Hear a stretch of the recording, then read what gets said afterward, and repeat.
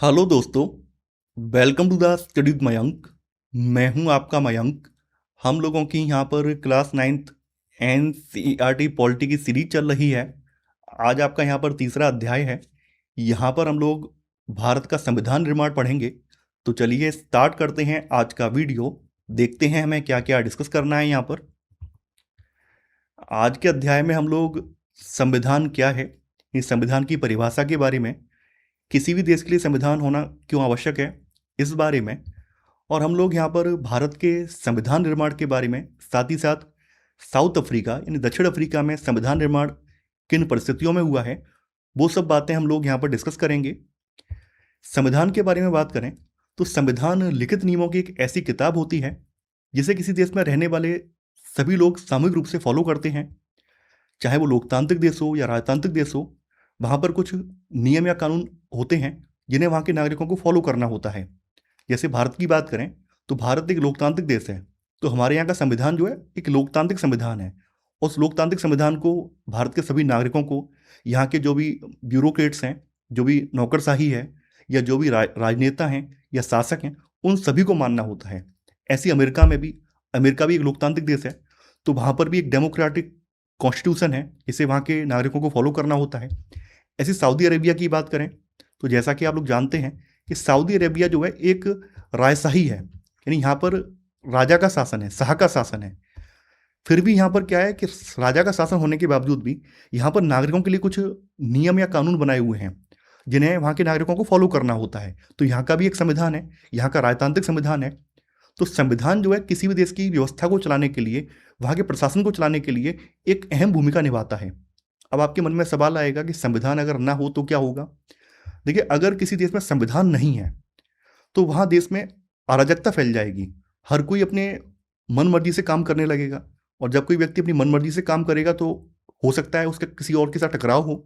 जैसे मान लीजिए आपके भारत में एक रूल है कि हम लोग रोड में लेफ्ट साइड में चलेंगे, है ना, और अब किसी का मन आए कि नहीं हम तो लेफ्ट में नहीं चलेंगे, हम तो राइट में चलेंगे, यानी यहाँ पर सड़क के जो नियम हैं वो हम लोग फॉलो ही ना करें, तो क्या होगा? एक्सीडेंट होंगे, टकराव होंगे, लोगों की भिड़ंत होगी, लोग लड़ेंगे झगड़ेंगे, हो सकता है कुछ हादसे भी हो जाएं, मृत्यु भी हो जाए। तो देश में इस तरह से अगर लोग नियमों को या कानूनों को फॉलो नहीं करेंगे तो क्या होगा? अराजकता फैलती जाएगी, हिंसा फैलती जाएगी, और देश का जो प्रशासन है या शासन वो सुचारू रूप से नहीं चल पाएगा। तो किसी भी देश की व्यवस्था को चलाने के लिए, उस देश की व्यवस्था को मेंटेन रखने के लिए एक लिखित नियमों की आवश्यकता होती है, और उन लिखित नियमों की जो किताब है वो संविधान कहलाती है। तो संविधान जो है देश का सर्वोच्च कानून होता है। संविधान जो है किसी क्षेत्र में रहने वाले जो नागरिक हैं, उन नागरिकों के आपसी संबंधों को और नागरिक और सरकार के बीच कैसे संबंध रहेंगे, इन सभी को डिफाइन करता है। देखिए, लोकतंत्र की बात करें तो लोकतंत्र में, जैसा कि आप लोग लोकतंत्र की परिभाषा पढ़ चुके हैं, सबसे यूनिवर्सल परिभाषा अब्राहम लिंकन वाली है कि लोकतंत्र जनता का, जनता के लिए और जनता के द्वारा शासन है। तो यहाँ पर शासकों का चुनाव जनता ही करती है। अब मान लीजिए आप लोगों ने अपने विधायक या संसद का चुनाव कर लिया। अब चुनाव जीतने के बाद वो लोग सत्ता में पहुंचकर निरंकुश हो जाएं, किसी की सुने ही ना, अपनी मनमर्जी चलाएं, तो क्या होगा? तो क्या वो लोकतंत्र रहेगा? नहीं रहेगा। इसलिए लोकतंत्र में क्या होता है? एक संविधान होता है, लिखित संविधान होता है, और इस लिखित संविधान के दायरे में रहकर ही, चाहे वो नेता हो या नागरिक हो, सभी को उस दायरे में रहकर ही काम करना होता है। तो लोकतंत्र में शासक लोग जो हैं ये मनमानी करने के लिए आज़ाद नहीं है। यहाँ पर कुछ बुनियादी नियम हैं जिनका पालन नागरिकों और सरकार दोनों को करना होता है, और ऐसे सभी नियमों का सम्मिलित रूप संविधान कहलाता है। अब देखिए, आप लोगों के मन में एक ये भी सवाल आएगा कि कई देश ऐसे भी यहाँ पे संविधान है लेकिन फिर भी वहाँ पे अराजकता है।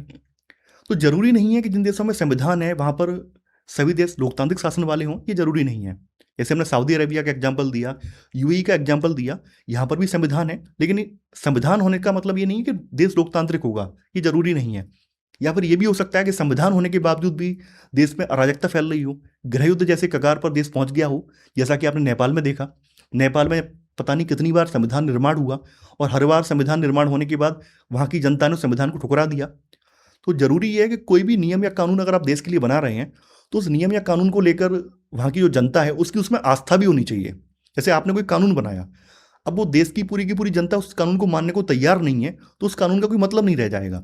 ऐसे ही किसी देश के लिए जो लिखित नियम या कानून है, यानी जो संविधान में जो चीज़ें वर्णित हैं, उसे वहाँ की जनता को फॉलो करना चाहिए। अगर वहाँ की जनता की उसमें आस्था नहीं है तो उन लिखित नियमों या कानूनों का कोई मतलब नहीं रह जाता है।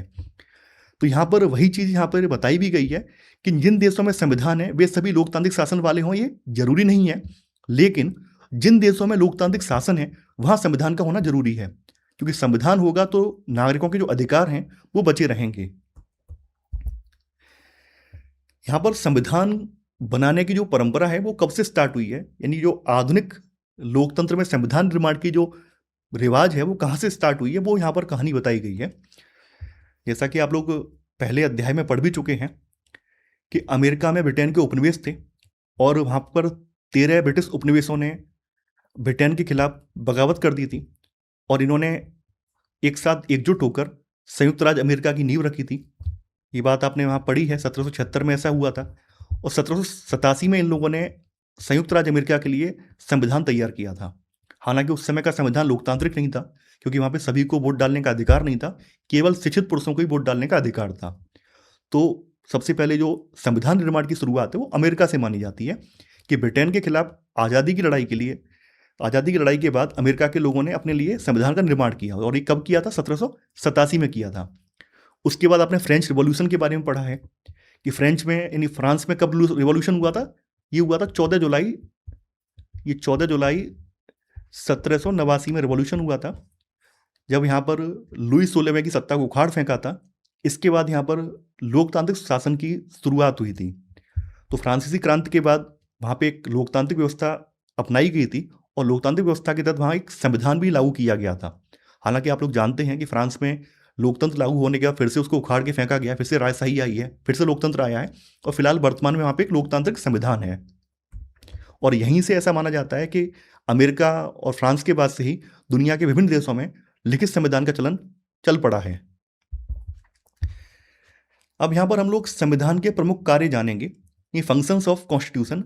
संविधान के प्रमुख कार्य क्या होते हैं, संविधान क्यों जरूरी है। सबसे मेन बात है भरोसा और सहयोग, यानी कि संविधान जो भी देश में रहने वाले समूह हैं, विभिन्न प्रकार के जातिगत, धार्मिक या सामाजिक या सांस्कृतिक समूह होते हैं, उनके बीच में ये भरोसा और सहयोग विकसित करता है।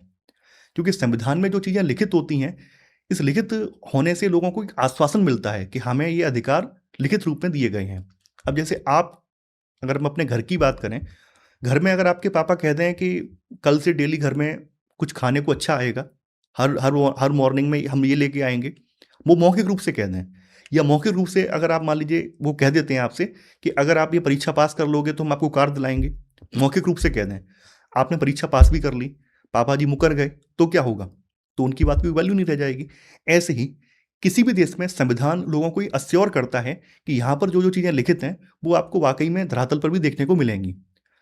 वरना नेता तो तमाम तरह की वादे करते हैं, आपने देखा भी, वो नेता तमाम तरह की वादे करते हैं, ये होगा वो होगा, लेकिन जब तक वो चीज़ें लिखित रूप में नहीं होती हैं तब तक लोगों का भरोसा उस पर नहीं होता है।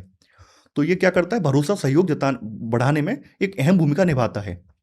सरकार का गठन, यानी ये स्पष्ट करता है कि सरकार का गठन कैसे होगा, कैसे सरकार का गठन होगा, सरकार के गठन के बाद कौन फैसले लेगा, किसके पास ये पावर होगी, अथॉरिटी होगी, कौन देश के फेवर में फैसले लेगा, नागरिकों के लिए फैसले लेगा, तो ये सब चीज़ें ये बताता है। शक्तियों की सीमा, जैसा कि मैंने आपको बताया था कि संविधान का सबसे अहम रोल है कि ये कुछ कुछ बुनियादी अधिकार नागरिकों को प्रदान करता है। सरकार की, न्यायपालिका की या जो कार्यपालिका है, इन सभी की सीमा तय करता है, ये किस सीमा तक रहकर ये काम कर सकते हैं। अगर इनकी सीमा तय नहीं होगी तो क्या होगा, ये लोग मनमाने तरीके से काम करेंगे। जैसे आपके यहाँ पर भारत में शक्तियों का विभाजन है, कार्यपालिका, विधायिका, न्यायपालिका, सबकी स्पष्ट शक्तियाँ बटी हुई हैं और उसी दायरे में रहकर उन्हें काम करना होता है। कोई किसी के अधिकार क्षेत्र का अतिक्रमण नहीं कर सकता है, तो ये शक्तियों की सीमा तय करता है।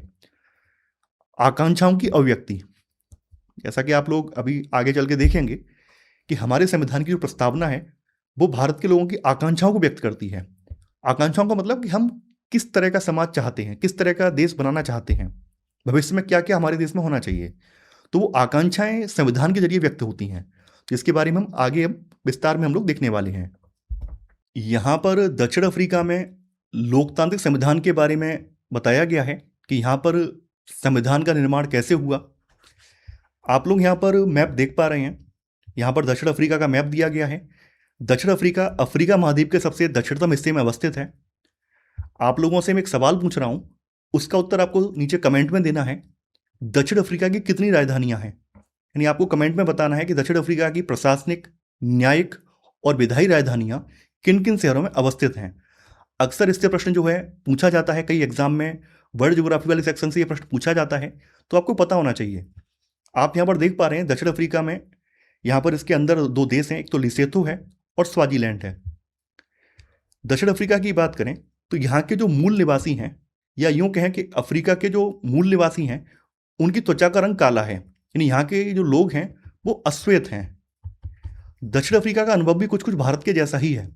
जैसे भारत में यूरोपीय कंपनियां आई, व्यापार करने के लिए आई, और धीरे धीरे करके उन्होंने भारत के अधिकांश क्षेत्रों पर अपना नियंत्रण स्थापित कर लिया और अपना कब्जा जमा लिया।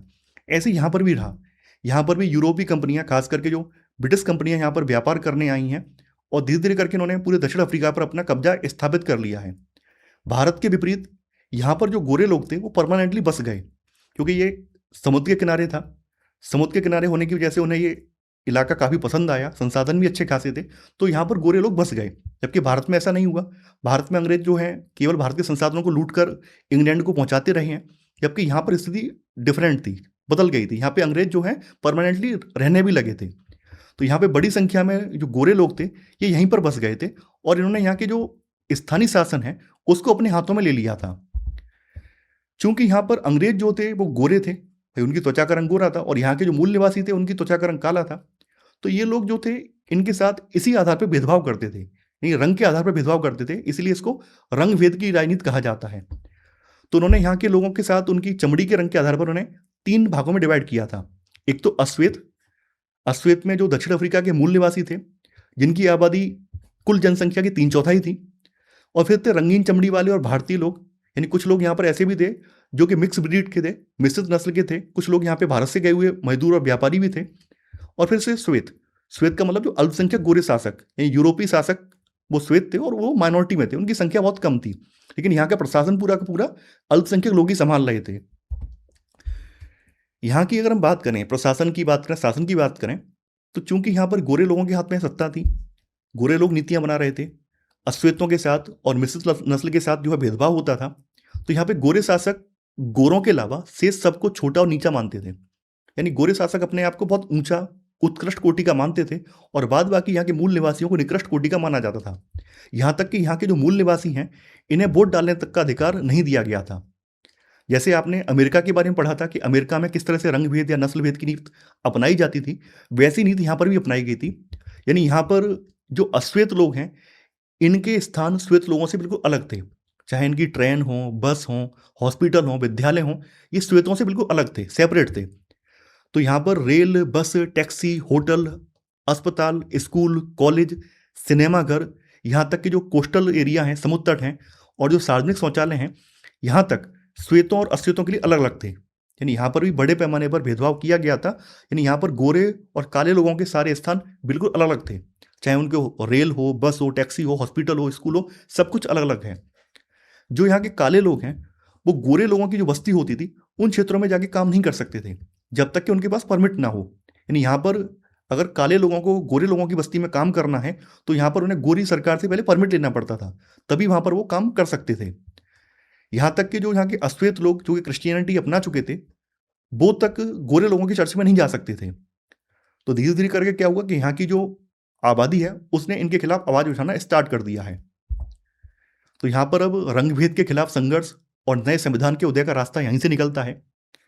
ठीक है, धीरे धीरे करके जब यहाँ के लोगों को समझ में आने लगा है कि अंग्रेजों का अत्याचार बढ़ता जा रहा है, अंग्रेज उन्हें तरह तरह से प्रताड़ित कर रहे हैं, उन्हें अपने से नीचा समझ रहे हैं, तो यहाँ के लोगों ने आवाज़ उठाना स्टार्ट कर दिया है। तो यहाँ के जो अश्वेत लोग हैं और रंगीन चमड़ी वाले और जो भारतीय मूल के लोग हैं, इन्होंने जो रंगभेद प्रणाली है इसके खिलाफ विरोध प्रदर्शन किए हैं, हड़तालें स्टार्ट की हैं। यहाँ पर भेदभाव करने वाली जो शासन प्रणाली है उसके खिलाफ ये लोग लामबंद हुए, एकजुट हुए हैं, और इन सबको एकजुट करने का जो काम किया है वो किया है अफ्रीकी नेशनल कांग्रेस ने। यानी यहाँ पर सभी के सभी संगठन, चाहे वो वामपंथी हों, मजदूर संगठन हों, सभी के सभी लोग जो थे वो अफ्रीकी नेशनल कांग्रेस के झंडे तले एकजुट हुए और उन्होंने सरकार का विरोध किया। कई ऐसे गोरे लोग भी थे जो कि संवेदनशील थे, जो कि रंग भेद को गलत मानते थे, उन लोगों ने भी इनका साथ दिया है। हालांकि जैसा कि आप लोग जानते हैं, क्योंकि सत्ता जब गोरे लोगों की रही है तो गोरे लोग भी पीछे नहीं हटे हैं, उन्होंने इनका जमकर दमन किया है। इनमें से कई क्रांतिकारियों को पकड़कर जेल में डाल दिया गया है, कई को फांसी पर लटका दिया गया है। तो इस तरह की यहाँ पर आपको वारदातें देखने को मिलती हैं। देखिए, इस आंदोलन में सबसे मेन जो मुख्य नेता हैं या मुख्य क्रांतिकारी हैं वो है नेल्सन मंडेला। तो नेल्सन मंडेला ने जो गोरे सरकार की जो ये व्यवस्था थी, इस व्यवस्था का जम के विरोध किया था। तो इस वजह से नेल्सन मंडेला को और उनके साथ अन्य सहयोगियों को जो गोरी सरकार है उसने देशद्रोह के मुकदमे में जेल में डाल दिया। इन्हें 1964 में जेल में डाला गया और करीब 28 सालों तक ये जेल में बंद रहे। यानी यहाँ पर की सबसे जो खतरनाक जेल है, भयावह जो जेल है, वो है रोबेन द्वीप में है, जहाँ पर इन्हें कैद रखा गया। हालांकि बाद में इन्हें 1989 या 90 के दशक में इन्हें छोड़ना पड़ा था। उसके बाद फिर धीरे धीरे जब गोरे शासकों को समझ में आने लगा है कि लंबे समय तक हम यहाँ पर अपनी व्यवस्था कायम नहीं रख सकते हैं, तो बाद में उन्हें फिर झुकना पड़ा है। तो यहाँ पर एक नए लोकतंत्र का जन्म होता है। यानी धीरे धीरे करके गोरी सरकार के खिलाफ यहाँ के लोगों का विरोध बढ़ता जा रहा था, और विरोध बढ़ने की वजह से जो गोरी सरकार उसको झुकना पड़ा है। जो भेदभाव वाले कानून थे वो वापस लिए गए हैं। राजनीतिक दलों पर जो प्रतिबंध लगाए गए थे या मीडिया पर जो सेंसरशिप लगाई गई थी उसको हटा दिया गया है, और नेल्सन मंडेला को जेल से अब आज़ाद कर दिया गया है, यानी ये फ्री हो गए हैं। आखिरकार काफ़ी लंबे संघर्ष के बाद, लगभग 40-50 साल के संघर्ष के बाद 26 अप्रैल 1994 की जो मध्य रात्रि है, इस मध्य रात्रि को दक्षिण अफ्रीका एक लोकतांत्रिक गणराज्य बन जाता है। देखिए, यहाँ पर रंगभेद वाली जो शासन व्यवस्था समाप्त हो जाती है, और यहाँ पर जो नई शासन व्यवस्था जो लागू की जाती है उसमें ये तय किया जाता है कि यहाँ पर जो गोरे लोग हैं और अश्वेत लोग हैं वो मिलजुल कर शासन चलाएंगे। यहाँ पर अश्वेत लोग जो हैं अपने जो अतीत के अनुभव हैं वो भुला देंगे, और गोरे लोगों से अपेक्षा ये की जाती है कि वो लोग भी जो अतीत में उनके साथ अत्याचार किए थे वो दोबारा से नहीं दोहराएंगे। तो इस कंडीशन के आधार पर दोनों लोग जो हैं, यानी दोनों समाज, चाहे अश्वेत हों या श्वेत हों, वो साथ में मिलकर रहने की शपथ लेते हैं और नए लोकतंत्र में भागीदार बनने के लिए आगे आते हैं। तो नेल्सन मंडेला जो हैं ये नए लोकतांत्रिक दक्षिण अफ्रीका के राष्ट्रपति बनते हैं, और ये पहले राष्ट्रपति यहाँ के बनते हैं। देखिए, कई बार पूछा जाता है कि साउथ अफ्रीका के पहले राष्ट्रपति कौन थे, तो साउथ अफ्रीका के पहले राष्ट्रपति जो हैं नेल्सन मंडेला थे। ये इंपॉर्टेंट है। यहाँ पर नए लोकतांत्रिक संविधान की विशेषताएं बताई गई हैं कि यहाँ पर क्या विशेषताएं हैं। देखिए, शुरुआत में यहाँ पर बहुत दिक्कतें थी। यहाँ पर गोरे लोगों को काफ़ी ज़्यादा डर था, अश्वेतों को काफ़ी ज़्यादा डर था। भाई, कोई व्यक्ति जब लंबे समय तक सत्ता में रहेगा, संसाधनों पर जब लंबे समय तक उसका कब्जा रहेगा, तो एकदम से तो उसके हाथ से सारी चीज़ें नहीं छीनी जा सकती हैं। अगर सारी चीज़ें छीन ली जाएंगी तो उसको भी बुरा लगेगा। तो गोरे लोग इस बात को लेकर आशंकित थे कि कहीं ऐसा ना हो कि अश्वेत लोग आगे चलकर उनके खिलाफ बगावत कर दें, उनके पास जो संसाधन है उनसे उन्हें वंचित कर दें। उनके अंदर भी एक ये भय बना हुआ था। वहीं काले लोगों को ये लग रहा था कि भाई कहीं ऐसा ना हो कि ये गोरे लोग भले हमें संविधान की बात कर रहे हो, लोकतंत्र की बात कर रहे हैं, लेकिन ऐसा ना हो कि फिर से यही पुरानी व्यवस्था जारी रखें। तो फिर यहाँ पर एक रास्ता ही निकाला गया कि सबको बिठाकर समझाया गया कि आपके साथ जो अत्याचार हुआ है, जो अश्वेतों के साथ जो अत्याचार हुआ है, उसको आपको भुलाना पड़ेगा। अगर आप अतीत की चीज़ों को बार बार याद करेंगे तो आपको कष्ट होगा, आप समायोजित नहीं हो पाएंगे। जैसे आपने भारत में भी अक्सर देखा होगा, भारत में जो दलित समाज है वो आज भी अपने आप को एडजस्ट नहीं कर पा रहा है। उसका रीज़न ये भी है कि वो अतीत की कुछ कुछ बातों को भूलना नहीं चाह रहे हैं। ऐसे जो सवर्ण समाज है उसकी भी गलती है। सवर्ण समाज के कई ऐसे लोग हैं जो आज भी चाहते हैं कि पुरानी वाली जो व्यवस्था है वो लागू हो। तो कहीं ना कहीं जब ये इस तरह की चीज़ें होती हैं तभी समाज में समरसता, समायोजन नहीं हो पाता है। जबकि अफ्रीका में ऐसा नहीं हुआ।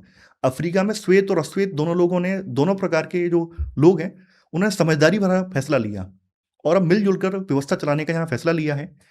तो यहाँ पर गोरे और अश्वेत दोनों ने समानता और लोकतंत्र को एक्सेप्ट किया है। गोरे लोग जो है ये बहुमत के शासन का सिद्धांत, एक व्यक्ति एक वोट और गरीब लोगों के लिए कुछ बुनियादी अधिकारों पर सहमत हुए हैं। वहीं जो अश्वेत लोग हैं वो भी इस बात पर एग्री हुए हैं कि सिर्फ बहुमत के आधार पर वो अल्पसंख्यक गोरे लोगों की जमीन जायदाद पर कब्जा नहीं करेंगे। और अश्वेत नेताओं ने जो बदले की भावना थी ये छोड़कर मेल मिलाप और क्षमा का संदेश दिया है। यानी यहाँ पर नेल्सन मंडेला ने समझाया है कि हमें अतीत के अनुभवों को भूलना पड़ेगा, तभी हम एक आदर्श समाज बना पाएंगे। तो यहाँ पर लगभग 2 साल तक विचार विमर्श होता है, चर्चा चलती है, और उसके बाद यहाँ पर एक संविधान अस्तित्व में आता है जो समानता, लोकतंत्र, सामाजिक न्याय, मानवाधिकार और स्त्री पुरुष समानता पर आधारित था। आज वर्तमान में दक्षिण अफ्रीका जो है खुद को इंद्रधनुषी राष्ट्र कहता है, क्योंकि यहाँ पर गोरे भी हैं, काले भी हैं, मिश्रित नस्ल वाले भी हैं। तो सब लोग मिलजुल कर रह रहे हैं, यहाँ पर किसी को किसी से कोई तकलीफ नहीं है। अब इसके बाद हम लोग भारतीय संविधान के निर्माण के बारे में पढ़ेंगे कि भारत के संविधान का निर्माण कब, कैसे और किन परिस्थितियों में हुआ है, वो हम यहाँ पर जानेंगे। देखिए, मैं आप लोगों से गुजारिश करना चाहूँगा कि जिन लोगों ने क्लास 8 एनसीईआरटी हिस्ट्री नहीं पढ़ी है, इसमें कि स्वतंत्रता संग्राम संघर्ष का इतिहास दिया हुआ है, अगर आपने नहीं पढ़ा है तो आप उसे एक बार अवश्य पढ़ लें। अगर आप वो पढ़ लेंगे तो आपको ये अध्याय बहुत बहुत अच्छे से समझ में आएगा। आप संविधान निर्माण से संबंधित जितनी भी घटनाएं हैं उनको कोरिलेट कर पाएंगे, उनको जोड़ पाएंगे और आपको यहाँ पर पूरा का पूरा सब क्रिस्टल क्लियर समझ में आएगा। तो मैं आप लोगों से यही अपेक्षा करूंगा कि आप लोग पहले क्लास 8 एनसीईआरटी हिस्ट्री की जो किताब है वो समाप्त कर लें। जैसा कि आप लोग जानते हैं कि हमारे यहाँ पर जो संविधान निर्माण हुआ है उससे पहले भारत में लगभग 200 सालों तक औपनिवेशिक शासन रहा है, यानी अंग्रेजों का शासन रहा है। और अंग्रेजी शासन के विरुद्ध जो राष्ट्रीय स्तर पर संघर्ष जन्मा है, उस संघर्ष में ही हमारे देश के जो भी क्रांतिकारी रहे हैं उन्होंने ये डिसाइड कर लिया है कि जब हम अंग्रेजों से आज़ादी पाएंगे तो हमें भारत के लिए किस तरह के संविधान का निर्माण करना है, किस तरह की व्यवस्था का चुनाव करना है, कौन कौन से अधिकार भारतीय नागरिकों को देने हैं, वो स्वतंत्रता संघर्ष के दौरान ही हमारे क्रांतिकारियों ने स्पष्ट कर लिए हैं। यानी हमारे क्रांतिकारियों ने पहले ये बात क्लियर कर ली थी कि जब हम अंग्रेजों से आज़ादी पाएंगे उसके बाद हमारे स्वाधीन राष्ट्र में कौन कौन से अधिकार, कौन कौन से दायित्व या कौन कौन से कानून संविधान में रखे जाएंगे या प्रावधान रखे जाएंगे, इस बात की सहमति पहले ही बन चुकी थी। तो अंग्रेजों को भारत में अंततः सत्ता अपनी छोड़नी पड़ी है क्योंकि कुछ कुछ परिस्थितियां ऐसी बन गई थी जो अंग्रेजों के फेवर में नहीं थी। तो धीरे धीरे करके उन्होंने पावर का ट्रांसफर करना स्टार्ट किया है। पावर का ट्रांसफर करते समय सबसे जरूरी था कि भारतीयों के लिए एक संविधान हो ताकि भारतीय उस संविधान के अकॉर्डिंग देश की शासन व्यवस्था चला पाएं। तो यहाँ पर जिस समय हमारे देश में संविधान निर्माण का कार्य चल रहा था उस समय हमारा देश बहुत सारी विकट परिस्थितियों से भी गुजर रहा था। यानी हमारे यहाँ पर गुलामी का भी एक लंबा इतिहास रहा था कि हम लंबे समय तक, पहले हम प्राचीन भारत में या मध्यकाल में राजाओं के, रजवाड़ों के जो भी शासक हैं उनके अधीन हुआ करते थे, तो वहाँ पे हमारी हैसियत प्रजा वाली हैसियत थी। अब चूंकि हम नए स्वतंत्र राष्ट्र में, स्वाधीन राष्ट्र में हम यहाँ पर नागरिक बनने वाले थे जिसमें कि हमें कुछ बुनियादी अधिकार भी मिलने वाले थे, तो यहाँ पर लोगों के मन में तरह तरह की शंकाएं थी, तरह के डर भी थे कि आगे आने वाला भविष्य कैसा होगा। तो यहाँ पर सबसे बड़ी बात यह थी कि यहाँ पहली बार लोग गुलामी से नागरिकता का सफर तय करने वाले थे। ये लोगों ने जो सदियों से जो गुलामी झेली थी, प्रजा की जो हैसियत थी, उससे निकलकर अब लोकतंत्र में नागरिक बनने वाले थे। ठीक इसी समय, जैसा कि आप लोग जानते हैं, 3 जून 1947 को जो माउंट बेटन योजना है वो लागू की गई है और इसके तहत भारत का एक हिस्सा तोड़कर पाकिस्तान बनाया गया है। तो उस समय विभाजन भी हुआ था और विभाजन वाला दौर आपने मूवी वगैरह में देखा होगा, खास करके आपने अगर गदर एक प्रेम कथा मूवी देखी है तो उसमें कुछ कुछ सीन रिक्रिएट किए गए हैं। तो आप उन सीनों से अंदाजा लगा सकते हैं कि उस समय का दौर किस तरह का रहा था। इधर से भर भर कर रेलगाड़ियां जा रही थी, उधर से भर भर कर रेलगाड़ियां आ रही थी, जमकर मारकाट हो रही थी, हर तरफ दंगे फैले हुए थे, लाखों की संख्या में लोग पलायन करके पाकिस्तान से इधर आए थे, इधर से उधर गए थे। तो बहुत ही बुरा हाल था। यानी करीब कम से कम 10 लाख से ज़्यादा लोग उस रक्तपात में, उस विभीषिका में मारे गए थे। और इसी समय हमारे संविधान निर्माण का कार्य भी चल रहा था। तो संविधान बनाने वालों के मन में ये भी था कि जब हम संविधान बनाएंगे तो हमें कुछ इस तरह के प्रावधान रखने हैं कि भविष्य में इस तरह की घटनाओं की पुनरावृत्ति दोबारा ना हो सके। इसके अलावा सबसे बड़ी टेंशन ये थी कि उस समय कुछ कुछ देसी रियासतें भी थीं। जैसा कि आप लोग जानते हैं, ब्रिटिश भारत का कुछ ऐसा भी क्षेत्र था जहां पर देसी रियासतें अपना शासन चला रही थीं जो कि ब्रिटिश भारत के नियंत्रण में नहीं थी। तो देसी रियासतें किस साइड में जाएंगी, भारत में मिलेंगी या पाकिस्तान की तरफ जाएंगी, तो उनको भी भारत में समायोजित करना एक बहुत बड़ी चुनौती थी। संविधान निर्माण का रास्ता। देखिए, संविधान निर्माण को लेकर हमारे राष्ट्रवादी नेताओं के बीच में आज़ादी के आंदोलन के दौरान ही एक राष्ट्रीय स्तर पर सहमति बन गई थी। यानी हमारे यहाँ पर दक्षिण अफ्रीका की तरह आज़ादी मिलने के बाद सहमति नहीं बनी है। जैसे दक्षिण अफ्रीका में जब आज़ादी मिल गई है उसके बाद श्वेत और अश्वेत नेता आपस में बैठे हैं, तब उन्होंने डिसाइड किया है कि किस तरह का संविधान रहेगा, कौन कौन से अधिकार श्वेतों को दिए जाएंगे, कौन से अश्वेतों को दिए जाएंगे। तो वहाँ पे बाद में ये सब तय हुआ है। हमारे यहाँ पर स्वतंत्रता संघर्ष के दौरान ही नेताओं ने पहले ही डिसाइड कर लिया था कि देश आज़ाद होने के बाद संविधान किस तरह का होगा, शासन व्यवस्था किस तरह की होगी, नागरिकों को कौन कौन से बुनियादी अधिकार दिए जाएंगे। इन सब बातों को लेकर एक राष्ट्रीय सहमति बन चुकी थी। यहाँ पर आज़ादी के संघर्ष के दौरान संविधान निर्माण को लेकर जो जो प्रयास हुए हैं या जो जो सहमतियां बनी हैं उनको लेकर यहाँ पे बताया भी गया है। जैसे यहाँ पे नेहरू रिपोर्ट का जिक्र किया गया है। देखिए, नेहरू रिपोर्ट की कहानी ये है, उस समय इंग्लैंड में भारत के सचिव थे लॉर्ड बर्केनहेड। तो लॉर्ड बर्केनहेड ने भारतीयों को लेकर कमेंट पास किया था कि भारत में इतनी ज़्यादा विविधता है कि भारतीय नेता उस विविधता को समेटते हुए संविधान निर्माण नहीं कर सकते हैं। यानी एक तरह से इन्होंने भारतीय नेताओं की योग्यता को चुनौती दी थी कि भारतीयों के पास वास्तव में योग्यता नहीं है कि वो संविधान बना पाएं। तो ये बात उस समय के नेताओं को बहुत बुरी लगी। तो यहाँ पर एक मीटिंग बुलाई गई और इस मीटिंग में समिति का गठन किया गया। ये समिति जो है मोतीलाल नेहरू की अध्यक्षता में गठित की गई। इसमें कांग्रेस के 8 अन्य नेता भी शामिल थे। इस समिति को भारत के लिए प्रारंभिक संविधान का मसौदा तैयार करना था कि भारतीयों के लिए संविधान किस तरह का होना चाहिए, इसका एक ड्राफ्ट तैयार करना था।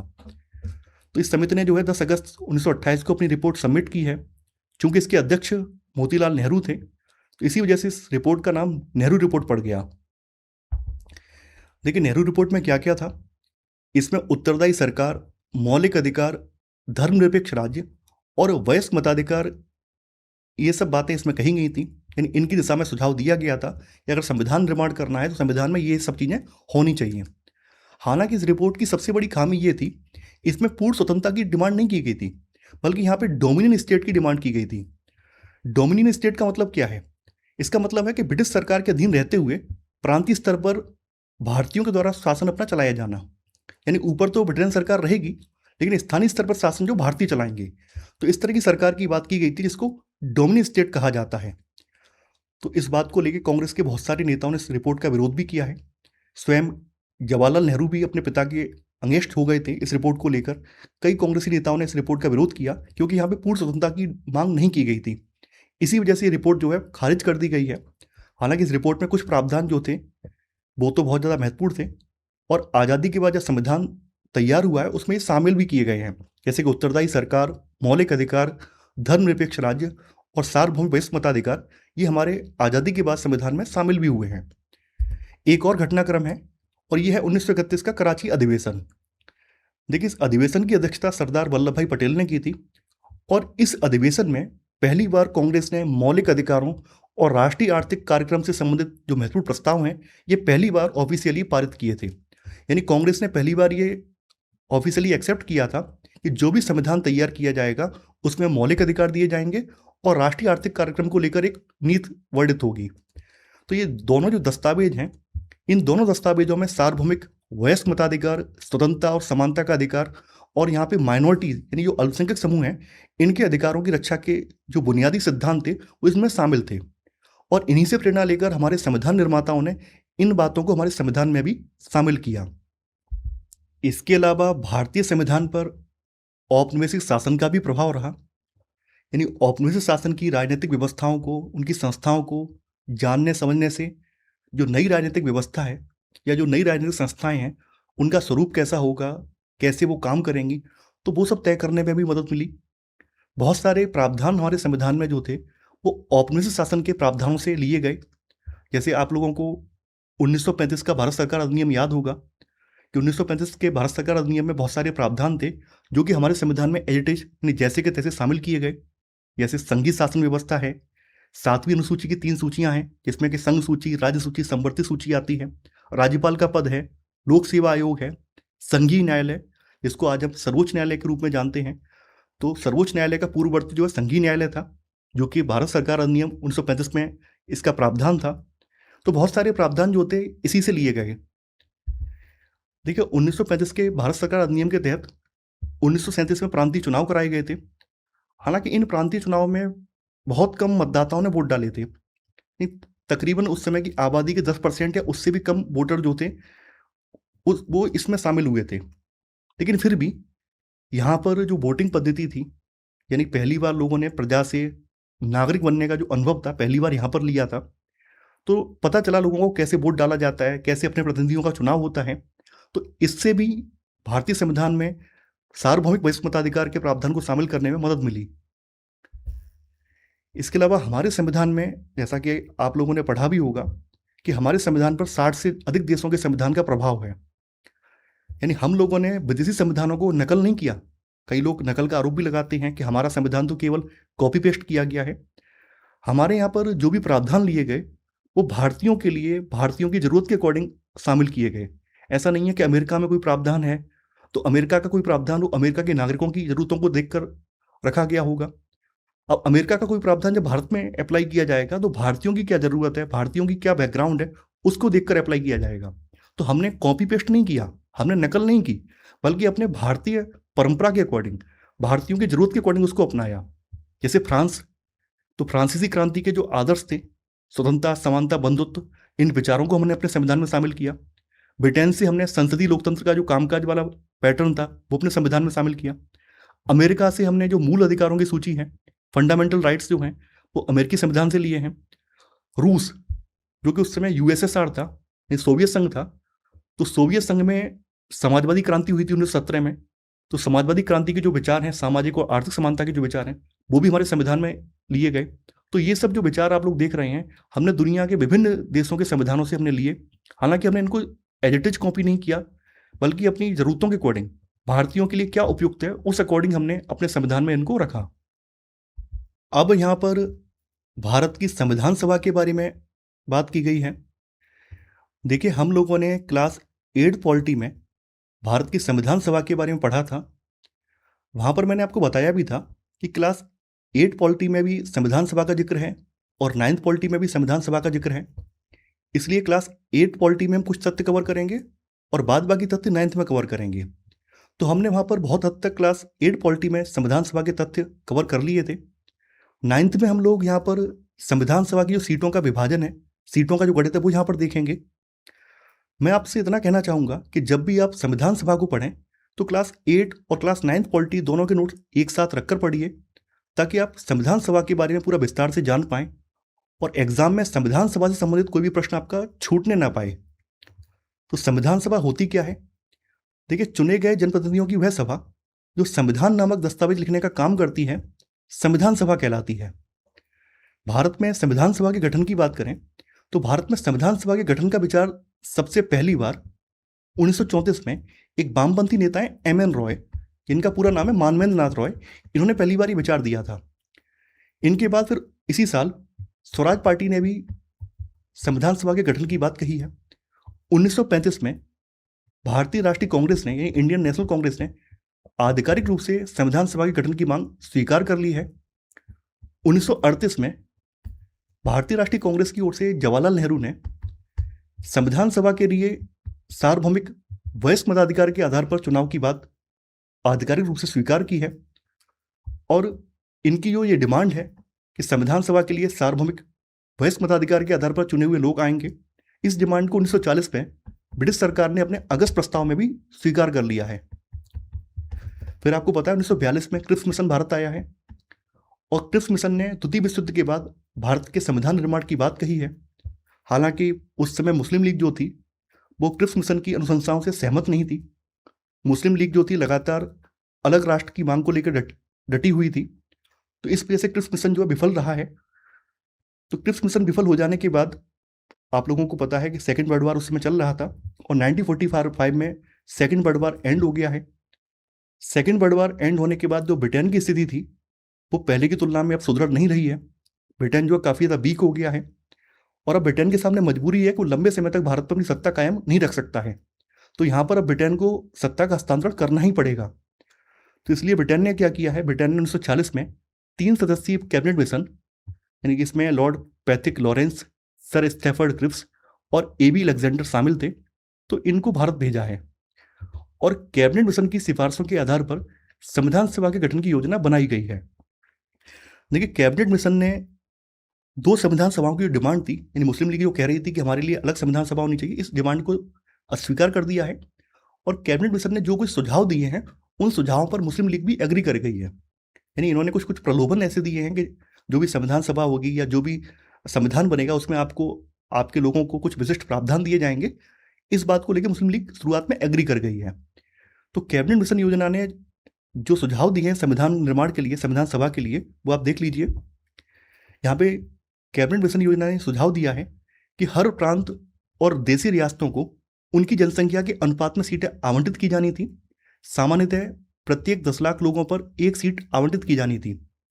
यानी कि जो बात ब्रिटिश सरकार ने आधिकारिक रूप से एक्सेप्ट कर ली थी कि संविधान सभा सार्वभौमिक वयस्क मताधिकार के आधार पर चुनी हुई सभा होगी, तो उस बात को यहाँ पर इम्प्लीमेंट करने के लिए प्रावधान इस कैबिनेट मिशन योजना में दिया गया है कि यहाँ पे हर प्रांत और देशी रियासतों को उनकी जनसंख्या के अनुपात में डिवाइड किया जाएगा। यानी सामान्यतः संविधान सभा में जो कैंडिडेट जाएगा वो 10 लाख सीटों पर एक कैंडिडेट जाएगा।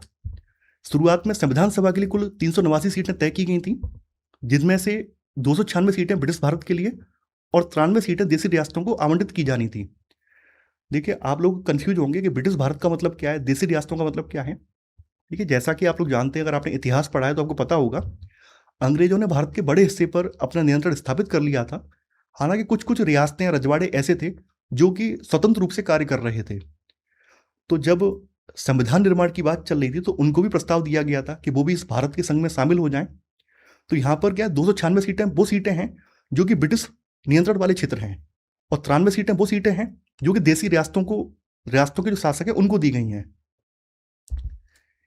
अब देखिए, ब्रिटिश भारत को जो आवंटित 296 सीटें हैं, इनका गणित समझ लीजिए। यहाँ 296 सीटों में से जो 292 सदस्य हैं, इनका चयन जो गवर्नरों के अधीन 11 बड़े बड़े प्रांत थे उस समय, जैसे कि बिहार, बॉम्बे, मद्रास, संयुक्त प्रांत, यानी आज का जो उत्तर प्रदेश है, इसका औपनिवेशिक शासनकाल में नाम संयुक्त प्रांत था।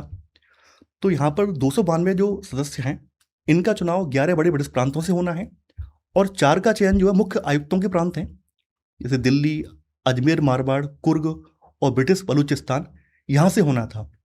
कुर्ग ये कर्नाटक में पड़ता है। देखिए, जो मुख्य आयुक्तों के प्रांत हैं, इनको आप ऐसे समझ सकते हैं जैसे आज के यूटीज हैं, यूनियन टेरिटरीज हैं, तो उस तरह के ये क्षेत्र थे।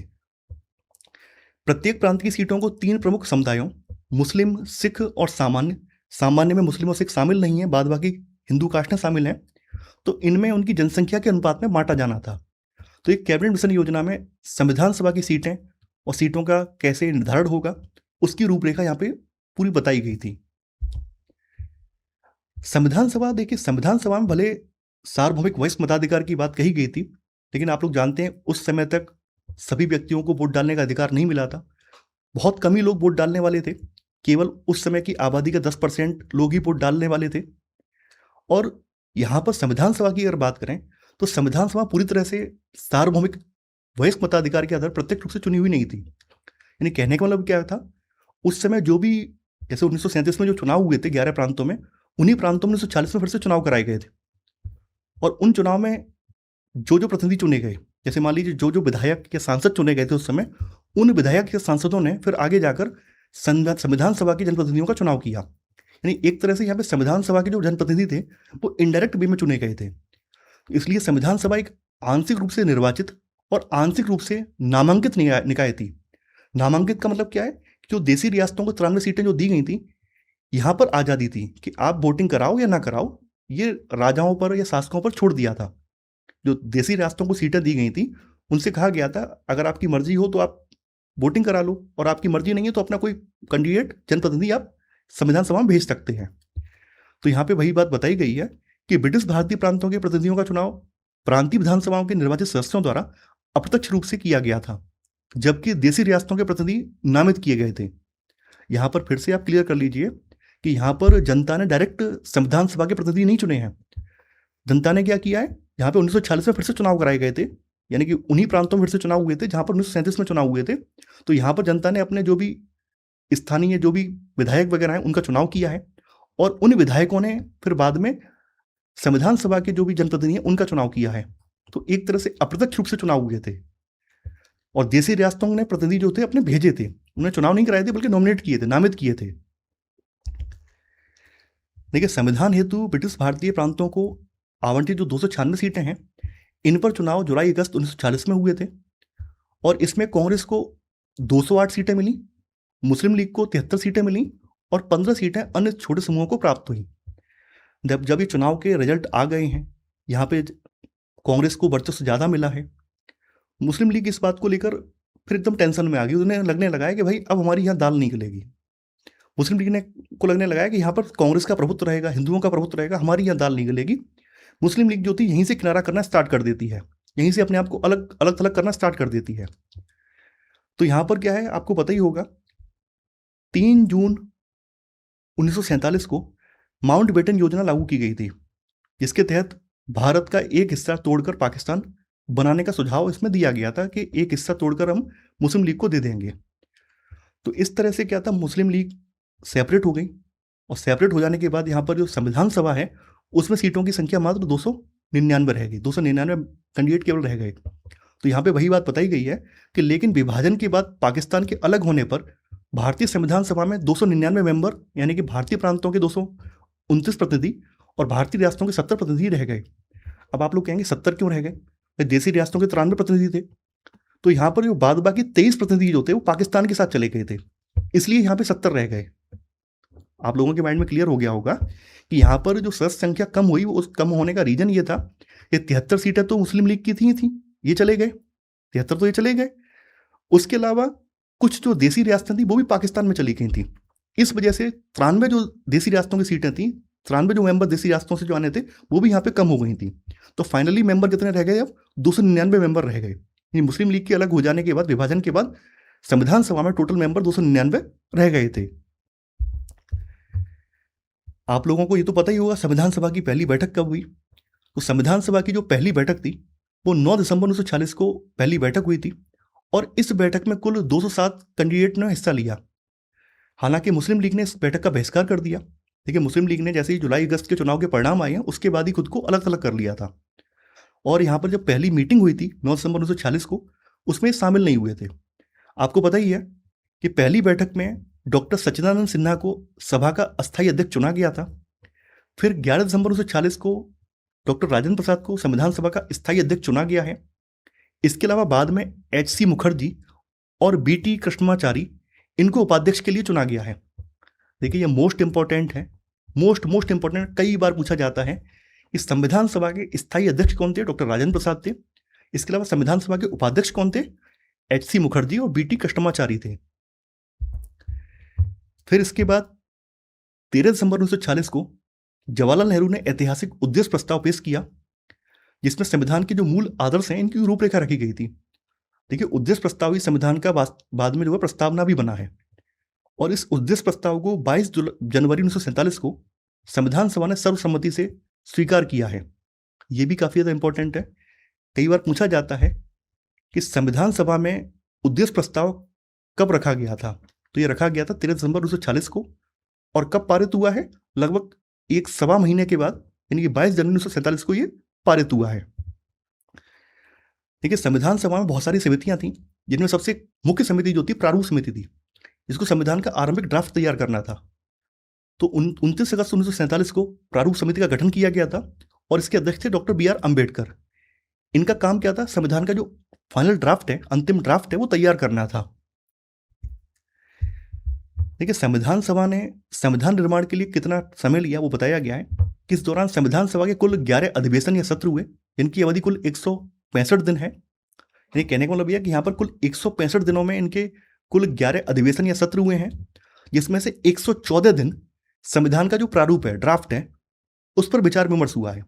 ड्राफ्ट का मतलब कि भाई संविधान में कौन कौन सी चीज़ें रहेंगी, कौन कौन से अनुच्छेद, धाराएं रहेंगी, प्रावधान रहेंगे, इन सब पर 114 दिन विचार विमर्श हुआ है। और हमारा संविधान बनने में कुल 2 साल 11 महीने और 18 दिन का समय लगा। इतने समय में हमारा संविधान बनकर तैयार हुआ। देखिए, सभा में पेश हर प्रस्ताव, हर शब्द और वहां पर कही गई हर बात को रिकॉर्ड किया गया और इन्हें संभाल के रखा भी गया है। यानी संविधान सभा में जो 165 दिन की पूरा अधिवेशन जो हुआ, सत्र हुए हैं, उनमें जो भी डिबेट्स हुई हैं, जो भी विचार विमर्श हुए हैं, उन सबका रिकॉर्ड रखा गया है, और इन्हें कॉन्स्टिट्यूएंट असेंबली डिबेट्स नामक 12 मोटे मोटे खंडों में प्रकाशित भी किया गया है। जो 11वें अधिवेशन का अंतिम दिन था 26 नवंबर 1949, इसको भारत के लोगों के द्वारा संविधान को अंगीकृत, अधिनियमित और आत्मार्पित किया गया। देखिए, जैसा कि मैंने क्लास 8th में भी आपको इसका अर्थ बताया था कि अंगीकृत का क्या मतलब है, अधिनियमित का क्या मतलब है और आत्मार्पित का क्या मतलब है, ये आप अपने मन में जान लीजिए, क्योंकि अक्सर इंटरव्यू वगैरह में कई बार पूछ भी लेते हैं कि अंगीकृत, अधिनियमित और आत्मार्पित का मतलब क्या है। अंगीकृत का मतलब क्या है कि जो फाइनल ड्राफ्ट था संविधान का, उसको हम एक्सेप्ट करते हैं, एडॉप्ट करते हैं। अंगीकृत का मतलब हमने कि ये जो संविधान है इसको हम एडॉप्ट कर रहे हैं। अधिनियमित का मतलब क्या है, इसको कानूनी दर्जा प्रदान कर रहे हैं कि संविधान जो देश का सर्वोच्च है। अधिनियमित का मतलब संविधान को कानूनी दर्जा प्रदान करना। आत्मार्पित का मतलब क्या है कि आज से हम इस संविधान के अकॉर्डिंग ही अपनी पूरी व्यवस्था चलाएंगे, अपना जीवन चलाएंगे। तो आप लोग अंगीकृत, अधिनियमित और आत्मार्पित का मतलब समझ गए होंगे। अंगीकृत का मतलब क्या है कि संविधान जो बनकर तैयार हुआ था उसको हमने एडॉप्ट किया, उसको अंगीकृत बोलते हैं। जैसे आपने कोई वस्त्र कोई आपको दे रहा है तो आप उसको, या कोई सामान है उसको आप उठा लें, पहन लें, तो उसको अंगीकृत करना कहलाएगा, है ना। तो यहाँ पे अंगीकृत का मतलब हो गया संविधान को एडॉप्ट करना। अधिनियमित का मतलब हो गया संविधान को कानूनी दर्जा प्रदान करना। और आत्मार्पित का मतलब क्या हो गया कि हम इसके अकॉर्डिंग अपनी शासन व्यवस्था चलाएंगे और खुद का जीवन भी चलाएंगे। तो इसके कुछ प्रावधान जो होते हैं वो इसी दिन से, यानी 26 नवंबर 1949 लागू हो गए, जबकि पूर्ण रूप से संविधान जो होता है वो 26 जनवरी 1950 को लागू हुआ था। अब आप लोगों से मैं एक सवाल पूछूंगा, दूसरा सवाल मैं पूछ रहा हूँ कि 26 जनवरी 1950 को संविधान पूरी तरह से क्यों लागू किया गया, इसके पीछे क्या कहानी है, इसके पीछे का इतिहास क्या है, क्यों 26 जनवरी की तिथि को ही चुना गया, ये आपको बताना है। क्यों ये 26 जनवरी की तिथि चुनी गई, इसके पीछे की बैकग्राउंड क्या है, इसका आंसर आपको कमेंट में देना है। और इसी उपलक्ष्य में हर साल 26 जनवरी को गणतंत्र दिवस मनाया जाता है। देखिए एक बात और जान लीजिए, कई बार आप लोगों के मन में आता होगा कि संविधान सभा में क्या पुरुष ही पुरुष थे, महिलाएं नहीं थी। ऐसा नहीं है, संविधान सभा में महिलाएं भी थी। तो संविधान सभा में कुल महिला सदस्यों की संख्या 15 थी। ये भी अक्सर पूछा जाता है, कई बार पीसीएस परीक्षा में या वनडे एग्जाम में पूछा भी गया है कि भारतीय संविधान सभा में कुल कितनी महिलाएं थी। 15 महिलाएं थी। देखिए भारतीय संविधान के निर्माण के समय BN राव, जिनका पूरा नाम है बेनेगल नरसिंह राव, इनको संवैधानिक सलाहकार नियुक्त किया गया था। यहाँ पर संविधान सभा की जो समितियां हैं, जिनमें बड़ी समितियां और कुछ छोटी समितियां हैं, उनका जिक्र किया गया है। देखिए ये मोस्ट इंपॉर्टेंट है, मैं फिर से लिख रहा हूँ, ये मोस्ट इंपॉर्टेंट है। अक्सर पूछा जाता है, अक्सर एग्जाम में इनसे प्रश्न आते हैं। आप कोई भी परीक्षा उठाकर देख लो, हर साल, एक आध साल छोड़ दें, हर साल इन समितियों से प्रश्न पूछे जाते हैं। इस समिति का अध्यक्ष कौन था, इस समिति का अध्यक्ष कौन था। तो सबसे पहले संविधान सभा की जो बड़ी समितियां हैं वो देख लेते हैं। जैसे संघ शक्ति समिति है, इसके अध्यक्ष थे जवाहरलाल नेहरू। इसके अलावा जवाहरलाल नेहरू जो थे संघीय संविधान समिति के अध्यक्ष भी थे। सरदार पटेल जो थे प्रांतीय संविधान समिति के अध्यक्ष थे। प्रारूप समिति के अध्यक्ष डॉक्टर BR अम्बेडकर थे। मौलिक अधिकारों, अल्पसंख्यकों और जनजातियों और बहिष्कृत क्षेत्रों के लिए परामर्श समिति, इसके अध्यक्ष सरदार पटेल थे। ये सरदार पटेल जो है प्रांतीय संविधान समिति के अध्यक्ष भी थे और इस समिति के अध्यक्ष भी थे। देखिए इस समिति में 5 उप समितियां भी थी। 5 उप समितियां कौन कौन सी थी? मौलिक अधिकार उप समिति, जिसके अध्यक्ष JB कृपलानी थे। अल्पसंख्यक उप समिति, इसके अध्यक्ष SC मुखर्जी थे। बाद बाकी 3 उप समितियां इंपॉर्टेंट नहीं थी तो मैंने यहां नहीं लिखी हैं। प्रक्रिया नियम समिति, इसके अध्यक्ष डॉक्टर राजेंद्र प्रसाद थे। राज्यों के लिए जो समिति है, इन राज्यों से समझौता करने वाली समिति जो है जवाहरलाल नेहरू है, इसके प्रमुख जवाहरलाल नेहरू थे। संचालन समिति के प्रमुख डॉक्टर राजेंद्र प्रसाद थे। देखिए अक्सर ये वाली समिति जो है पूछी जाती है कि राज्यों के लिए समिति, इन राज्यों से समझौता करने वाली जो समिति है इसके अध्यक्ष कौन थे। तो कई बार लोग जो है सरदार वल्लभ भाई पटेल को लगा आते हैं, जबकि सही आंसर है जवाहरलाल नेहरू। और संविधान सभा की जो छोटी समितियां हैं इनके अध्यक्ष देख लीजिए। सदन समिति के अध्यक्ष जो थे B पट्टाभी सीतारमैया थे। कार्य संचालन समिति के अध्यक्ष डॉक्टर KM मुंशी थे। राष्ट्र ध्वज संबंधी तदर्थ समिति जो है इसके प्रमुख डॉक्टर राजेंद्र प्रसाद थे। और संविधान सभा के कार्यों के लिए जो समिति थी इसके प्रमुख GB मावलंकर थे। आगे यहाँ पर भारतीय संविधान की स्वीकृति के आधारों पर चर्चा की गई है कि आखिर हम भारतीय संविधान को स्वीकार क्यों करते हैं। तो संविधान की स्वीकृति का क्या मतलब है? आपने देखा होगा कि दुनिया के कई देशों में संविधान का निर्माण हुआ और संविधान का निर्माण होने के बावजूद वहां की जनता ने उस संविधान को एक्सेप्ट नहीं किया। या फिर ऐसा भी आपने देखा है कि जहां पर जनता ने संविधान बनाया है लेकिन वहां के जो सैन्य तानाशाह हैं उन्होंने संविधान को खारिज कर दिया, उन्होंने एक्सेप्ट नहीं किया। तो ऐसे कई उदाहरण हमें देखने को मिलते हैं। जैसे हम नेपाल का उदाहरण लें तो नेपाल में 5 बार संविधान बना और 5 बार संविधान बनने के बावजूद वहां पे हर बार संविधान जो है खारिज कर दिया गया। कई बार राजा ने खारिज कर दिया, कई बार जनता ने स्वीकार नहीं किया। अभी फाइनली जो है 2015 में संविधान वहां पे नया लागू हुआ है, तब से वही संविधान चल रहा है। तो ऐसे कई उदाहरण हमें दुनिया भर में देखने को मिलते हैं जहां पे संविधान बनने के बावजूद भी जनता ने उसे एक्सेप्ट नहीं किया है। तो संविधान बना देना ही पर्याप्त नहीं होता है। संविधान में किसी भी देश के या किसी भी क्षेत्र के नागरिकों की आस्था होनी चाहिए। अगर संविधान में नागरिकों की आस्था नहीं है, नागरिकों के लिए बुनियादी अधिकार नहीं है, तो उस संविधान का कोई मतलब नहीं रह जाता है। देखिए, भारतीय संविधान को लेकर भी कई प्रकार के आरोप विदेशी लोगों ने लगाए, कई राजनीतिक व्यक्तियों ने आरोप लगाए कि भारतीय संविधान में केवल संविधान सभा का प्रभुत्व था, आम जनता की राय पूछी नहीं गई कि आम जनता क्या चाहती थी। कई लोगों ने यह भी आरोप लगाया कि संविधान सभा में तो केवल कांग्रेस का वर्चस्व था। ये हकीकत है, कांग्रेस का ही वर्चस्व था उस समय। तो इस तरह के आरोप हमारे संविधान पर, संविधान सभा पर अक्सर लगते रहे हैं। लेकिन इन आरोपों के बावजूद भी आज भी हम 1950 में जो लागू संविधान था उसको आज भी हम फॉलो कर रहे हैं। इन लगभग 75 साल पूरे होने के बावजूद भी आज भी हम संविधान को एक्सेप्ट किए हुए हैं। क्यों एक्सेप्ट किए हुए हैं? उसके कुछ तो कारण होंगे। तो यहाँ पर सबसे बड़ी बात यह है कि संविधान सिर्फ संविधान सभा के सदस्यों के विचारों की अभिव्यक्ति नहीं है, बल्कि अपने समय की सबसे व्यापक जो सहमतियां थी उनको व्यक्त करता है। यानी यहाँ ऐसा नहीं है कि किसी एक व्यक्ति ने अपने मन मर्जी से प्रावधान शामिल कर दिए हों। ऐसा नहीं है कि जवाहरलाल नेहरू ने ही अपनी मर्जी चलाई हो, डॉक्टर राजेंद्र प्रसाद ने अपनी मर्जी चलाई हो, अंबेडकर ने अपनी मर्जी चलाई हो। ऐसा बिल्कुल नहीं है। यहाँ पर व्यापक विचार विमर्श हुआ, सबकी सहमतियां ली गई, उसके बाद संविधान में प्रावधान शामिल किए गए। देखिए, संविधान सभा पर एक आरोप यह भी है कि संविधान सभा अप्रत्यक्ष रूप से चुनी हुई सभा थी, सार्वभौमिक वयस्क मताधिकार के आधार पर चुनी हुई सभा नहीं थी, क्योंकि उस समय भारत की लगभग 10 से 12% आबादी वोट डालने का अधिकार रखती थी। तो ये भी आरोप लगता है। तो ये आरोप लगने के बावजूद भी यहाँ पर ध्यान देने वाली बात यह है कि संविधान सभा जो उस समय निर्वाचित हुई थी उसमें भले प्रतिनिधि जो है अप्रत्यक्ष रूप से चुने गए थे, लेकिन वो प्रतिनिधि जो थे भारत के सभी भौगोलिक क्षेत्रों से आते थे, जिनकी अलग अलग जातियां थी, उनके धर्म अलग अलग थे, उनके पेशे अलग अलग थे। तो यहाँ पर डिफरेंट काइंड ऑफ पीपल यहाँ पे शामिल थे। ऐसा नहीं था कि केवल एक ही आइडियोलॉजी के या एक ही वर्ग के या एक ही जाति के लोग शामिल हों, ऐसा नहीं था। यानी वहां पर SC ST OBC या जनरल, जिन्हें आज की भाषा में कहते हैं OBC भी अब तो आया है, तो ये सभी प्रकार के सभी समुदायों के लोग उसमें शामिल थे।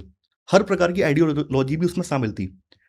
सेकंड, यहाँ पर जो कांग्रेस के ऊपर आरोप लगता है कि संविधान सभा में कांग्रेस का वर्चस्व था, ये बिल्कुल सही बात है, कांग्रेस का वर्चस्व था। लेकिन ये समझने वाली बात है कि कांग्रेस केवल एक आइडियोलॉजी वाली पार्टी नहीं थी, कांग्रेस के भीतर भी बहुत सारी विचारधाराएं थी, बहुत सारे संगठन थे। तो यहां पर वही चीज बताई गई है कि इसमें कांग्रेस का बहुमत था, लेकिन कांग्रेस के भीतर भी वैचारिक विविधता थी। इसके अलावा संविधान सभा को मानने का सबसे बड़ा रीजन ये था कि संविधान सभा में सबसे पहले कुछ बुनियादी सिद्धांत तय किए गए कि हमें कौन कौन से प्रावधान भारत के लिए, लोगों के लिए रखने हैं, और उन पर सबकी सहमति बनाई गई। फिर प्रारूप कमेटी के प्रमुख डॉक्टर BR अम्बेडकर ने चर्चा के लिए एक प्रारूप संविधान तैयार किया और उस पर फिर विचार विमर्श, बहस हुआ। तो ऐसे करके हम फाइनल ड्राफ्ट तैयार कर पाए और उस पर हमने सहमति जताई, तब हमारा संविधान बना। यहां पे भारतीय संविधान के कुछ बुनियादी मूल्यों पर बात की गई है। क्या भारतीय संविधान प्रमुख नेताओं के सपने और दृष्टिकोण सजोता है? कई बार आपके मन में आता होगा कि हमारे संविधान में क्या जो क्रांतिकारी थे उनके विचारों को जगह दी गई, तवज्जो दी गई? बिल्कुल दी गई। हमारे संविधान में बहुत सारे विचार या आदर्शवादी दृष्टिकोण जो हैं वो क्रांतिकारियों के जो विचार थे उनसे ही प्रेरित थे। जैसे महात्मा गांधी की बात करें तो महात्मा गांधी भले संविधान सभा के मेंबर नहीं थे, लेकिन उनके जो विचार, जो उन्होंने यंग इंडिया, यानी उनका जो पत्रिका थी यंग इंडिया, इसमें उन्होंने 1931 में प्रकाशित किए थे। तो महात्मा गांधी चाहते थे कि एक ऐसा समाज बने, एक ऐसा भारत बने जहाँ पे छुआछूत ना हो, यानी अनटचेबिलिटी ना हो, ऊंच नीच ना हो, कोई नशा ना करे, नशीली चीज़ों से मुक्त भारत हो, गरीबों की भागीदारी हो और महिलाओं और पुरुषों को समान अधिकार देने पर केंद्रित हो। यानी कि यहाँ पर महात्मा गांधी ने यंग इंडिया जो पत्रिका थी, अपनी यंग इंडिया पत्रिका में संविधान सभा को लेकर विचार व्यक्त किए थे 1931 में। इनका मानना यह था कि इस तरह का संविधान निर्माण हो, इस तरह की संविधान सभा बनाई जाए जो कि पूरे भारतीयों का प्रतिनिधित्व करे, जिसमें छुआछूत के आधार पर भेदभाव ना हो, छुआछूत के उन्मूलन की बात की जाए, उसको समाप्त करने की बात की जाए, नशा मुक्ति की जाए, नशा ना हो किसी प्रकार का, गरीबों का भी पार्टिसिपेशन हो और महिलाओं को पुरुषों के समान अधिकार मिले। तो इस तरह की संविधान सभा का एक सपना इन्होंने देखा था। डॉक्टर बी आर अम्बेडकर जो है, इन्होंने असमानता को दूर करने पर जोर दिया है और संविधान सभा में इन्होंने जो अपना अंतिम भाषण दिया है 26 जनवरी 1950 को, तो उस भाषण में इन्होंने सचेत किया है कि हम विरोधाभासी जीवन में प्रवेश कर रहे हैं। राजनीति में तो समानता होगी, यानी एक व्यक्ति का एक वोट है, राजनीति में तो हम समान हैं, लेकिन सामाजिक और आर्थिक जीवन में गहरी असमानता बनी रहेगी। ये बात उन्होंने आशंका जाहिर की थी कि भले राजनीतिक रूप से हम समानता प्राप्त कर लिए हैं, लेकिन वास्तविकता में अभी भी सामाजिक और आर्थिक रूप से समानता बनी रहेगी। आज भी आप लोग देखते होंगे कि दलितों के साथ कैसे अत्याचार हो रहा है। कई जगह आप अखबार में पढ़ते होंगे दलितों की बारात रोक दी, घोड़ी नहीं चढ़ने दिया जाता है, पानी नहीं पीने दिया जाता है। ये आज की बात है। अब इमेजिन करो आज से 75 साल पहले क्या हाल रहा होगा। तो डॉक्टर बी आर अम्बेडकर ने अपनी आशंका ये जाहिर की थी कि भले हमें राजनीतिक रूप से समानता मिल गई हो, लेकिन आज भी सामाजिक और आर्थिक समानता के लिए हमें संघर्ष करना पड़ेगा। ये उन्होंने तभी आशंका जाहिर कर दी थी। जवाहरलाल नेहरू, देखिए जवाहरलाल नेहरू का सबसे प्रसिद्ध भाषण है नियति के साथ साक्षात्कार, ट्रस्ट विद डेस्टिनी, इस नाम से इनका भाषण है, सबसे फेमस भाषण है, जो कि इन्होंने 14-15 अगस्त की मध्यरात्रि को दिया था। और कई बार आपने देखा होगा 26 जनवरी 15 अगस्त को इनका भाषण बच्चे सुनाते भी हैं। तो इन्होंने कहा कि भारत की सेवा का अर्थ दरिद्रता, अज्ञान, बीमारी और अवसर की असमानता का अंत करना और हर आंख से आंसू पहुंचना है। तो हमारे संविधान में जो क्रांतिकारी थे, जो राष्ट्रवादी नेता थे, उन सबके विचारों को तवज्जो दी गई और उन सबके विचारों से प्रेरणा लेकर ही हमारे संविधान में प्रावधान शामिल किए गए, ताकि समाज के हर वर्ग का प्रतिनिधित्व हो सके, समाज का कोई भी वर्ग विकास की धारा से अछूता ना छूटे, सभी धर्मों को समान आदर मिले, सभी लोगों को बराबरी का हक मिले, किसी प्रकार की असमानता यहां मौजूद ना हो। इस तरह का संविधान निर्माण हमारे राष्ट्रवादी नेताओं ने किया। संविधान का जो दर्शन है, संविधान का दर्शन का मतलब क्या है कि संविधान का जो विचार है, मूल विचार क्या है, हमारा संविधान क्या अभिव्यक्त करना चाहता है। तो भारतीय संविधान का जो दर्शन है वो स्वतंत्रता संग्राम के दौरान विकसित हुए मूल्यों और आदर्शों पर आधारित है। यानी हम लोगों ने या हमारे राष्ट्रवादी नेताओं ने स्वतंत्रता संघर्ष के दौरान ये तय कर लिया था कि आजाद भारत के लिए किस प्रकार का संविधान बनाना है, और इन मूल्यों को संविधान की प्रस्तावना या उद्देशिका में समाहित किया गया, जो कि संविधान की आत्मा मानी जाती है। यानी हमारे भारतीय संविधान की शुरुआत इसकी प्रस्तावना से होती है। प्रस्तावना यानी प्रियम्बल, या इसको उद्देशिका भी कहते हैं, और इसको संविधान की आत्मा कहा जाता है। लेकिन इस प्रस्तावना में संविधान के जो मूल उद्देश्य हैं, आदर्श हैं और दर्शन है, इन सबको इसमें व्यक्त किया गया है। यह सरकार के कानूनों और नीतियों के मूल्यांकन का मानक प्रदान करती है और संविधान की व्याख्या का मार्गदर्शन करती है। यानी कि हमारी यह संविधान की जो प्रस्तावना है, ये संविधान की व्याख्या का मार्गदर्शन करती है कि हमारा संविधान किस तरह का संविधान है। इसमें संविधान की पूरी रूपरेखा, पूरा दर्शन चंद पंक्तियों में व्यक्त कर दिया गया है, किस तरह का हमारा भारतीय संविधान है। प्रस्तावना की प्रेरणा कहां से ली गई? देखिए, दुनिया भर के संविधानों में आप जो प्रस्तावना का कॉन्सेप्ट देखते हैं, ये अमेरिकी संविधान से लिया गया है। दुनिया में सबसे पहले अमेरिका के संविधान में प्रस्तावना शामिल की गई थी। उसके बाद फिर दुनिया भर के देशों ने अमेरिका से प्रेरणा लेकर संविधान में प्रस्तावना को शामिल किया। अब देखिए, भारत की जो संविधान की प्रस्तावना है उसको हम पढ़ लेते हैं।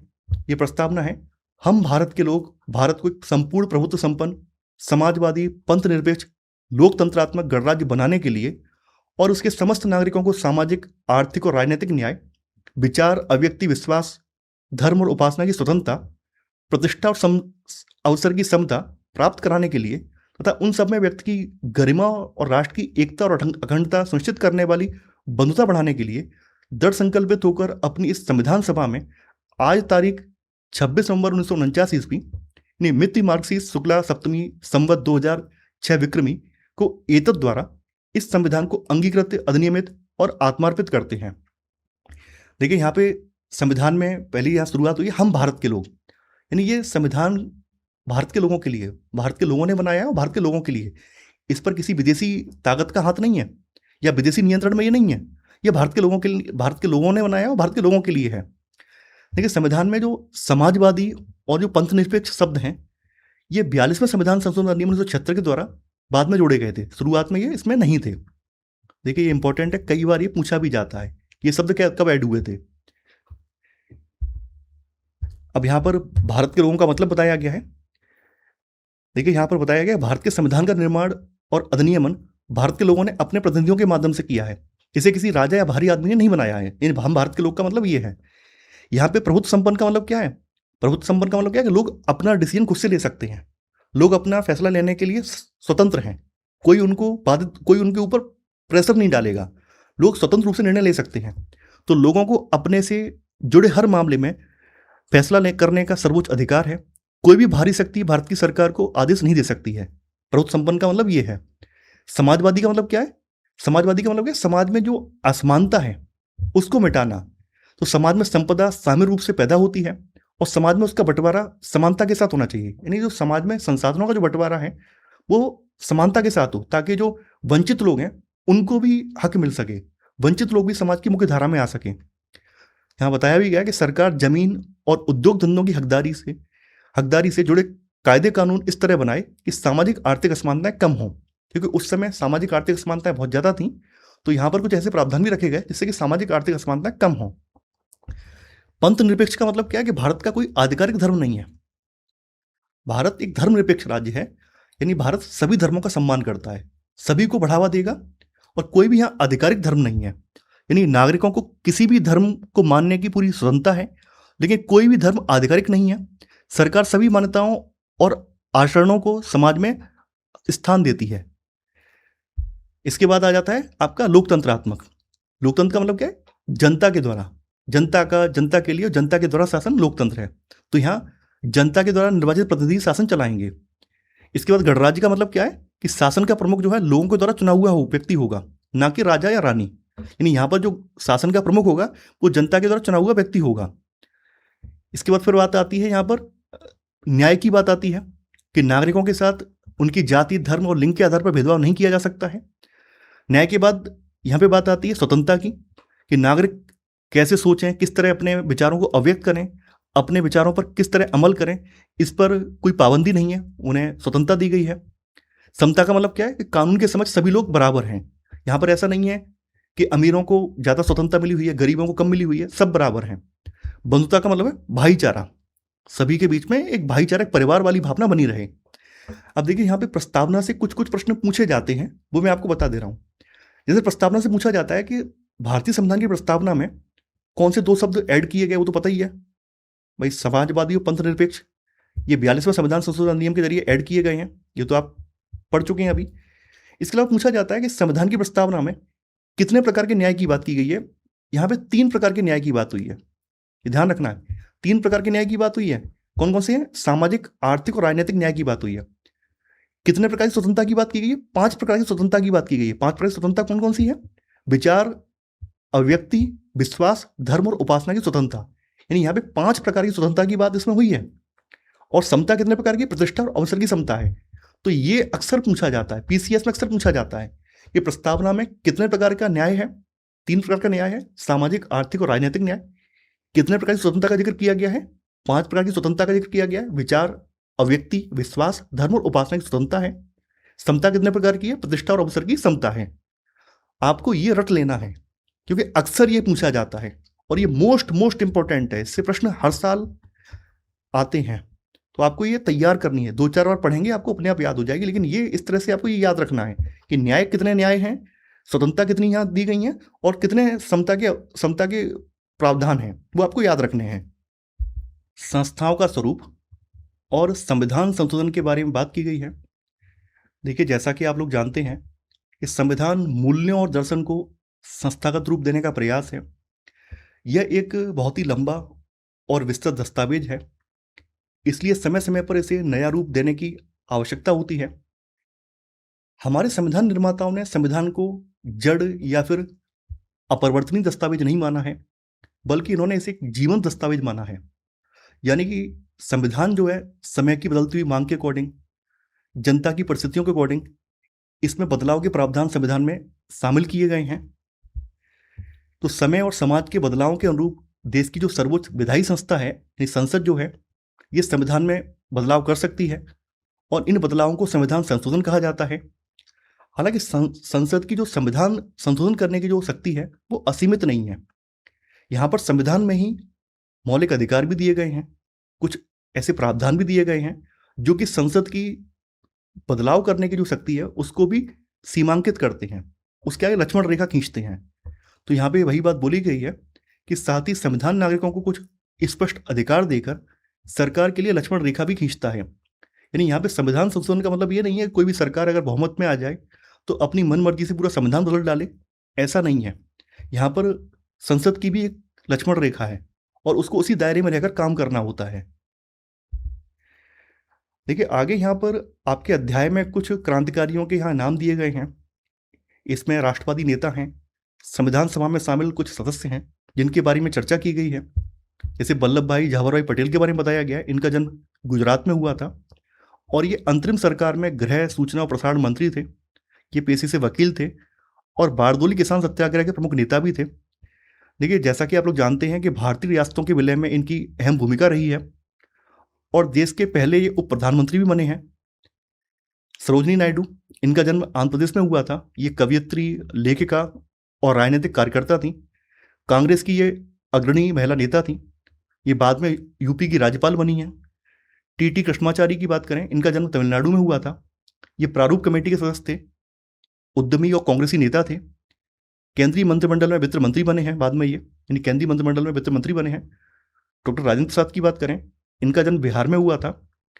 संविधान सभा के अध्यक्ष थे। ये पेशे से वकील थे और चंपारण सत्याग्रह के प्रमुख भागीदार थे। यानी इन्होंने ही गांधी जी को आमंत्रित किया था। 3 बार कांग्रेस के अध्यक्ष बने हैं। भारत के प्रथम राष्ट्रपति बने हैं। जयपाल सिंह की बात करें, इनका जन्म झारखंड में हुआ है। ये खिलाड़ी थे और शिक्षाविद थे। भारतीय हॉकी टीम के पहले कप्तान थे ये। आदिवासी महासभा के संस्थापक अध्यक्ष थे और बाद में झारखंड पार्टी के संस्थापक बने हैं। एच.सी. मुखर्जी की बात करें, इनका जन्म बंगाल में हुआ। संविधान सभा के उपाध्यक्ष, लेखक, शिक्षाविद हैं, कांग्रेस नेता हैं। ऑल इंडिया क्रिश्चियन काउंसिल और बंगाल विधानसभा के सदस्य थे। बाद में ये बंगाल के राज्यपाल बने हैं। जी दुर्गाबाई देशमुख, ये भी संविधान सभा में शामिल थी। इनका जन्म आंध्र प्रदेश में हुआ था। ये वकील और महिला मुक्ति कार्यकर्ता थी। आंध्र महिला सभा की संस्थापक थी। कांग्रेस की एक सक्रिय नेता थी और बाद में केंद्रीय समाज कल्याण बोर्ड की संस्थापक अध्यक्ष थे। बलदेव सिंह, ये भी काफी महत्वपूर्ण है, कई बार नाम पूछा जाता है। इनका जन्म हरियाणा में हुआ। ये सफल उद्यमी थे और पंजाब विधानसभा में पंथक अकाली पार्टी के नेता थे।